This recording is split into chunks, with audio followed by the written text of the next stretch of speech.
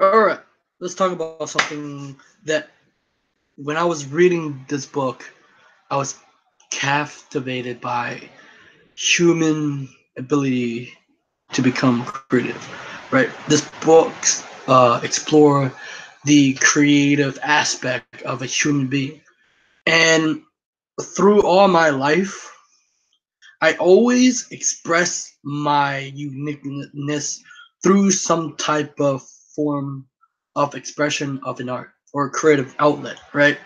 Whether it's being a class clown or making people laugh.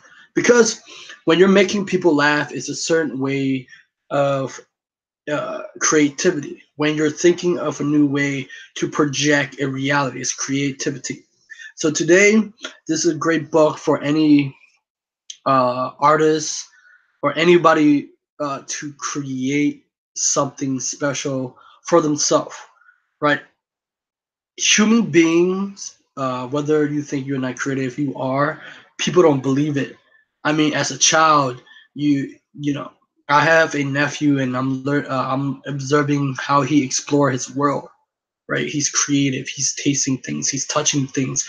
He's learning his environment. He's watching what people do, and as humans, we lost that sense of creativity or create.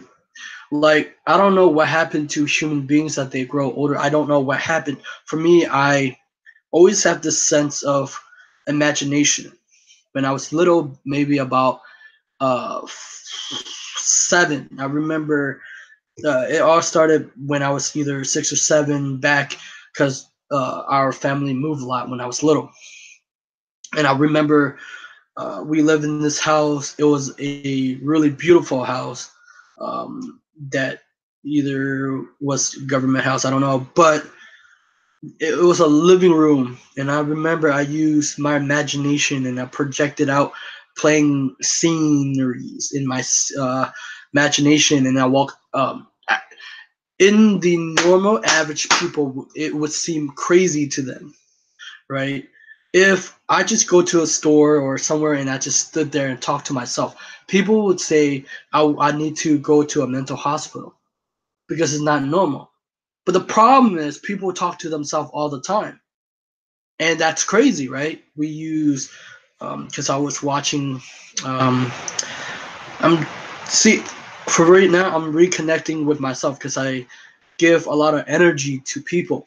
Uh, People are a really a you could you're a container of energy, and that you have so much. uh, yes, I do have lots of energy when I recharge my body, my brain, but people have a lot of tremendous energy and they give it away to people. And so what end up happening is they they lose that energy and it drain them. It really drain them. If you sense that every if you notice that if you give energy to people you feel better. And so I remember when I was a kid, I would imagine myself uh, talking to people and playing a scenery. Right now, it's more like people and powers and vampires and angels and demons, right? I would imagine my old friend who uh, became a demon because something tragic happened uh, to his family. So he became a demon and he worked for Lucifer. And yeah, and and for me, I would be not Messiah, but I would be like, hey, I have this like, I'm God messenger, right? But uniquely, it stayed with me till I'm older. I never lost that sense of creativity. Back then, when I was a kid. Now, why am I talking about this? It's because this book is about creativity, and I'm explaining to you how human beings have lost this sense of creative energy within inside of them. I don't know about you. Usually, since I'm introverted, I anytime something happened in my life, I go within and try to explore. So when I was a kid, back when I was in middle school, I would. I remember every time when I'm in the class or like a morning class, whatever. I forgot type class or something. That's just a class. I don't even know why we have that. It's pointless. I remember I was sitting alone in my desk, but I would draw like every single day. Every day I go to school, I would draw. Um, I would draw every single day. I remember I keep drawing and drawing and drawing, and that's how I become better. And I pick up. It's because of starting with Japanese comic or manga, and then it led me up to drawing other. Uh, I tried different ways to make a comic, not American like way comic, but more like the Japanese way version of it, because my I was more influenced of Rurouni Kenshin. It was a story revolved around a swordman who vowed not to kill anymore. They call him Batosa the Manslayer. Um, but he vowed not to kill because something. I don't want to go in detail because people, if they know Rurouni Kenshin, they know the story of what happened. And so the book said, "Do you have the courage to bring forth treasure that are hidden within you? The courage to hunt in the first place. That's what separates a mundane existence from a creative or enchanted one. Big magic. A creative life is an amplified life. A bigger life, a happier life, a expanded life, a hell lot more interesting life. If your goal in life is to become fearless, then I believe you're already on the wrong path. Fear will always show up. Your fear will always be triggered by your creativity because creativity asks you to what the heck? Uh, it, damn, I can't even read my own damn right. Fuck me, man. Into a realm of uncertain outcome. You do not need anybody permission to live a creative life. Human being create being for a really long time. I was thinking, right? A lot of when I try to make videos, I couldn't. So there's a path where people go to, and that's good for them. But it's for instance, there's a niche path, and there's because I like listen to Marie Forleo. She talked about she's really creative. She's like she talked about multi passionate entrepreneur. I like that because it doesn't box you into this whole thing that you should do this, right? It's like people would say if you market to everybody, you're marketing to nobody. However, if you're marketing just to a niche, right? Here's the thing: if you're marketing to a niche, you're pleasing someone. Creativity doesn't need your permission to please someone, because if you're not creating or you're not creating your art, you're because you're afraid that it's not living up to, I have this fear of mine that I would see a friend. I remember because I have a different style of drawing back in the day. I mean, it's still in me. I mean, I always have a form of expression, right? It's mar like all my life, it's form of expression of art. It's not art as drawing, but you can actually draw your life. Meaning, when you draw your life, you actually designing your life. So drawing, when I'm drawing, it's expressing my mind, expressing the artwork form of because I liked it to draw anime. Because the eyes and the hair, they're a weird hairstyle. Well, martial art is based on the body mechanics, right? Where they have, I was always um, be attracted to by the styles of the animals, right? Because I like the Chinese style of martial art forms. When it comes to like either tiger, snake, crane, I would be attracted to that. But I was more attracted to the art form. Like the one that I loved the most, what had the most impact in my life was Jackie Chan, the Drunken Master. Because it's an art form. Like when you know that Jackie Chan is a creative person. Actually, all people who are famous are creative. They're expressing either their voice, their talent as an actor. You see it because as I dive deep down to researching and studying these people, because I got tired of like there's a couple of videos talking about people life, but never actually um, their failures and how they get there, because we always want to paint this rosy, beautiful picture of successful people. But we all know that successful people have really tremendous dark time in their life, and but somehow they have this uh, threshold of like enlightenment, or like they found a way to like even though they have a hard trying time, they they they have a sense that there's going to be a moment where they can make it. And so the whole life, the condition that we were uh, being conditioned by school and people, and they tell you that you being creative won't be a way for you to be successful. But I tell you that what they're telling you is to become like a robot and mundane regular people. And but the thing is, regular people have a creative outlet. They've always been using it. Oh yeah, back to the story. I would compare myself to my friend. I forgot that. I compared to my friend. We named. There was this guy. He named her anime because she draw a lot of anime. She's perfect with anime. And I remember back in the day, back in boarding school, she said, "Oh, this is yeah, let's do competition." She's competitive, and I would like. I remember back in the day, and I was in my room, just a newbie, right? And I would draw, and I was trying to make a comic book, and I would draw for her, and but I soon gave up. I was like, "Fuck that shit," because she would draw like fucking. Because I couldn't draw action poses. I have to look that up, then try to draw it. I can't. People have like some people have photo memory and where they can draw it so well, but I can't. I have to look at a photo and draw it. I mean, over time, like there was a book that helped me enhance, anime faces, because uh, anime faces I can do, right? Anything I have to look up, I can do.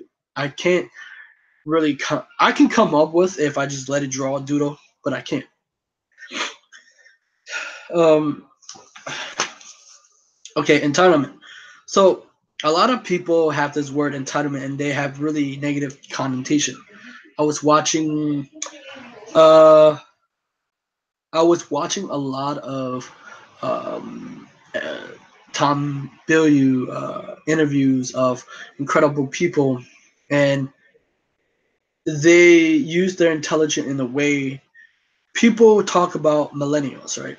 I'm a millennials, and some people are millennials, and a lot of adults, a lot of baby boomers or whatever, they shit on the millennials.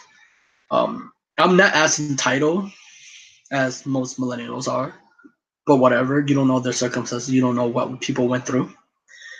But entitlement, people have this weird, because she talk about it, has a dreadful negative connotation, because you never be able to create anything interesting out of your life if you don't believe that you're entitled to at least try. People don't try. Creative entitlement simply means believing that you are allowed to be here. You're allowed to have a voice and a vision of your own. For example, I'm creating this video, but I'm putting my voice into it and to project my story, my. Well, of course, I can watch it over time in the future, but whatever. To re-watch it and talk. I was like, oh shit, I said that. God damn, I must be fucking crazy. But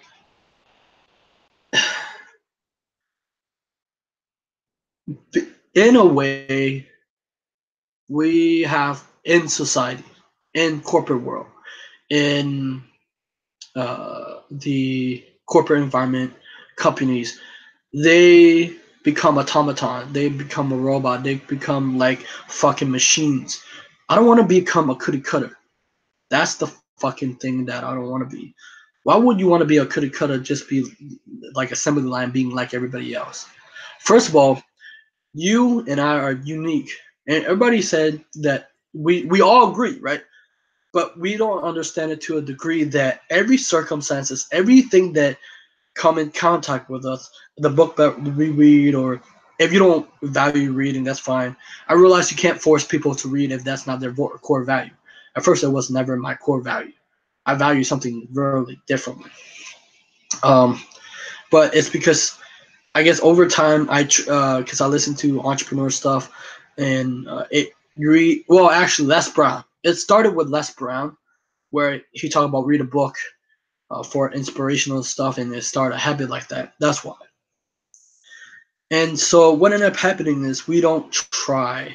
Like if you say, I realized the brain is a software where we program it to say can't. There's only two words that we let in or out, and it control our behavior. It control the things that we're afraid to do, we afraid that we can't do, and that word is can or can't. If you say you can do it. If you say you can't, it shut down the brain to do anything. And I realized over time we let that in. We said we can't do this, we can't do that, so we stopped doing it, and that's what happened to me, right? And what ended up happening is I realized when we talk about failures, people, uh, when they have one failure, too many failures, they they stop. But if they just endure a little bit, because their energy is like they say they don't, people don't have a much energy as much. I realized I was listening to why I don't feel. I realized as I don't know why, but I feel it. I see it through my through. It was never like this. I don't know if I was self. When you become self-aware, when you become self aware of your thoughts and your environment, you become really different. It changes. And that I never knew that our brain are there to conserve energy. Like I don't feel like I don't want to think a lot of like because I was playing a game and oh my god I have to use so much energy to think in that dream. Not talking about that. And yeah, and so this book is great. I highly recommend it. She talked about this one, uh, schooling. She never got an advance in writing. I don't have an advanced degree in anything actually. I graduated from NYU with a bachelor degree in particular political science because you have to major in something. Here we go. I like this one. One of the best painter I know is a teacher in one of the world's most esteemed art school, but my friend himself does not have an advanced degree. He's a master, yes, but he learned his mastery on his own. He became a great painter because he worked devilishly hard for years to become a great painter. Now he's a teacher. He teaches others at a level that he himself was never taught, which kind of make you question the necessity of a whole system. But students flock from all the world to study at this school, and many of these students, the ones who are not from wealthy family or who did not get a full ride of scholarship from the university, come up that program with tens of thousands of dollars in debt. My friends care immensely about his student, and so watching him falling deeply in debt while so they strive to become more likely like him. This good man feels sick in his heart and make me feel sick in his heart too, in the heart too.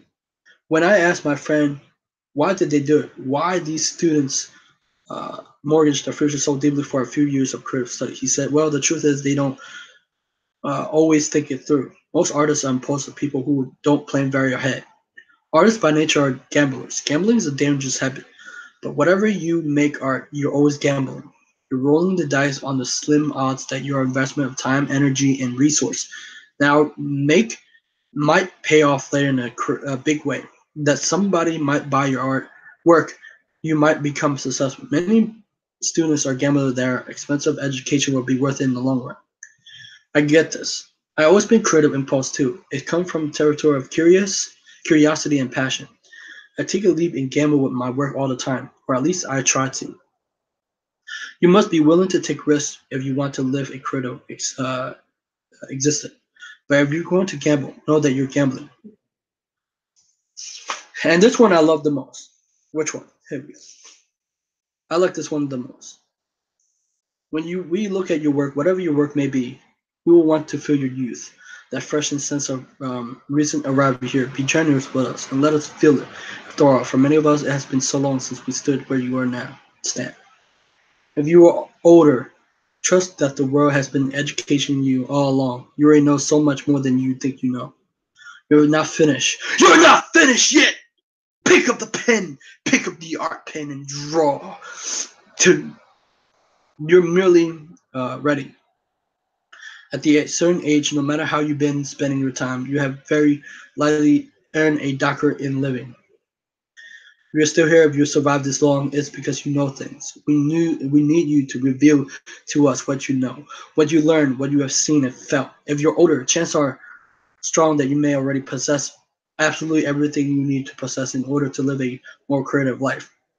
Accept the confidence to actually do your work, but we need you to do your work. Whether you're young or old, we need your work in order to enrich and inform our life. I like that. I really like that because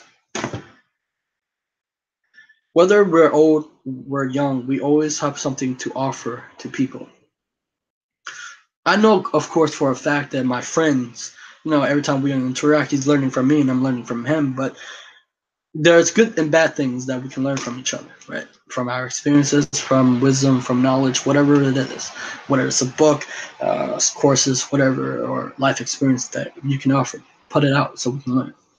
Um, it's sad to see all the creative outlet that die with people who dreams, who people, I would say, people who are ignorant of art, people who are ignorant of not being. Don't let the voice of people who never. I have one guy. He always said, "Why are you?" I remember when I was like maybe around 20, 22. No, I don't know. But he was saying, "Why? I don't even know why you guys like young guys always try to. It doesn't make you money. Whether it make you money or not, it make you happy, right? And this world and age, people care about money. But the problem is they care about the wrong thing. Money is important. Money is your friend, but you care about the wrong thing, and so that end up living someone else's life. You should not live someone else's life. You should live because I feel like this what I'm doing is a creative adventure. It's a creative uh, outlet for me because I'm exploring something that's is uniquely never happened to me. Technically, never happened. So in doing that, I create that, and because I remember when I was being depressed when I stopped working at a Japanese restaurant, and I didn't want people to bother me. I secluded myself, and I remember at night my old manager would knock the door and tell me to come out, but I didn't want to. I got tired. I don't want to. I want to conclude, and that's often how we got sick. I got sick, right? Because when we get more depressed, we make our body sick. We become sick, and I have all this anxiety and attack and stuff like that. But I'll go in. I remember I would draw and make comics and make stories. I would just draw, and as you get older, people will tell you to be productive, get a job. You shouldn't get a job. If you're that young, you should try to explore a little bit, right? It's like people say you should go to college or you should wait for a while before you go to college. This is your life. You get to diverge which path you go to because no path is the same. Now, um, when it comes to creating that energy, you must. Okay, so I would draw, and my art become better. I would watch videos, sometimes videos about drawing, with Mark Selly or Mark Crowley, and I would try to make it perfect and stuff like that and become a little bit better until I diverge into reading books and developing my mind. So it's your time to create something that you shouldn't let other people shit on it. You shouldn't let other people shit on your mind or your creativity because what they're doing is you're letting someone else ideas shit on you. So let it express it. All right, that's it. Subscribe to my channel. I guess that will be it for book reviews. Bye bye.